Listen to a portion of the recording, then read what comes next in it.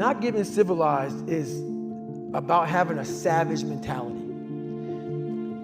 Civilized is something where people, it's a comfortable world. A lot of us say, like for instance, I see these athletes right now who retire, I'm 38, I'm 39, I did 20 years at the top of my game, and I'm chilling out now. You see them a year later and how they look.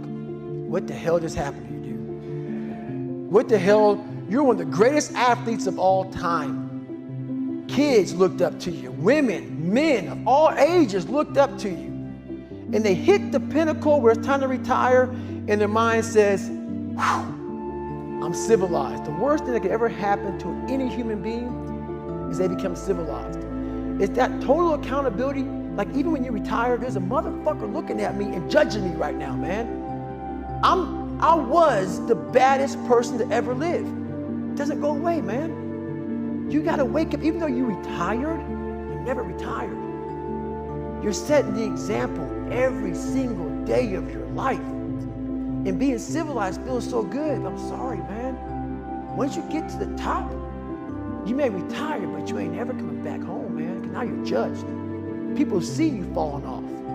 You want to be that guy who knows I may be retired from the sport or forever I did, but I'll be damned if you ever see me looking like shit, feeling like shit, not arriving. People, I've arrived. I've arrived mentality. You're always setting the example. Civilization feels so good. These comfortable feelings are what people want. They want retirement. They want that. They need that. It's a yearning feeling. I want it too. People love putting a label on me about, my God, man, you're just wired different. I'm not fucking wired different, dude. I'm thinking right now, after I got past my stuttering thing, now I'm on a roll, I'm good now. You know what I'm thinking about right now? I gotta fucking wake up tomorrow and do the same shit again. I gotta leave this fucking interview and go stretch out for 2.5 hours. I hate that shit. But guess what it does though? I'm constantly callousing over my victim's mentality that I once had growing up. Every day you have to do this shit. Because why? When you stop doing it, you don't just maintain it. If you stop shooting a gun, you're not gonna be a great shot if you pick a gun up a year from now. The only way to keep from getting rusty is to constantly oil that motherfucking machine. The machine exists. You gotta keep challenging it every day. How do I do it? How am I able to do what I do on a daily basis? How do I fight the demons? Because they hear me speak and I'm very raw and real. How do you fight my insecurities? All these things. And they're there every day. They're there every day. Like you said, I'm in search for a feeling. I'm not in search for a trophy. I'm not in search for love. I'm not in search for more followers on Instagram or social media. When I started this journey years ago, and I realized that I'm going to be somebody, and I'm searching for a feeling of true victory for myself, and only myself. The second I shut out the whole world and realized that one thing, that I am in this world alone. I'm fighting this race by myself. Yeah, I'm all about people, I'm all about team, I'm all about that shit, but I'm really all about right now and in my life, just like you said, no one knows the real truth about me, how hard I really go. I don't care if anybody knows. I don't want anybody to know. I'm an introvert. I live an introverted life, and I love that about me. That right there is my fuel, is I know that there's really no one out there grinding like me. And if they are, so be it. If I know about you, I'll make sure that I up my game. That's what the mentality is all about. My whole thing is a mentality thing. Like I told you the last time I was on the show, I viewed myself as the weakest person on the planet Earth. My goal in life was to, in my mind, believe I'm the hardest man alive. And that's why the whole thing is can't hurt me. That's what it's about. It's about whatever you think you are, you have to make that dream a reality. But that's where the hard part is making that dream reality. That's where the hard work comes in. That's where people know, how do you keep grinding every day? You have to make those insecurities, those fears. Like when I was 300 pounds, I didn't have any drive. I'm gonna go be a Navy SEAL. What kind of stupid shit is that, 300 pounds? There wasn't like a drive to go be a Navy SEAL. I was an insecure, lying kid, afraid. I had to look at my insecurities and in my fear and find drive in that. We're all looking for passion. Passion's all around you. You have a whole fucking stack of it all around you. It's your insecurities, all that shit. You gotta dive deep in that shit. It's all in there. All the energy and fuel you need is right in yourself. It's all there. You got a lot of stuff to do to overcome. And that's where I found it. I found it right there in my own insecurities. I found drive in my own insecurities. And that's the most powerful thing in the world.